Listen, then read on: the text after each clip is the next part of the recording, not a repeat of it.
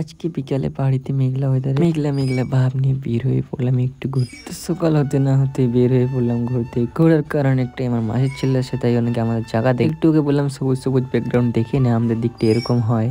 তাই আর কি হালকা ব্যাকগ্রাউন্ড দেখে ও বলতেছে চলো ওই দিকটা যাবো, তাই এই দিকটা চলে যাচ্ছে। তাই পিছনে হালকা হালকা মেঘলা মেঘলা রৌদ্র রৌদ্র ভাব নিয়ে একটু যাচ্ছে সামনের দিক। তাই হালকা সামনে এগোতে গিয়ে বলছি নাকি দোকানে যাবে, তাই দোকানে চলে যাবো এখন। তো হালকা করে দোকানে ঢুকে বললাম দেখি কি নেওয়া যায় একটু খাবার।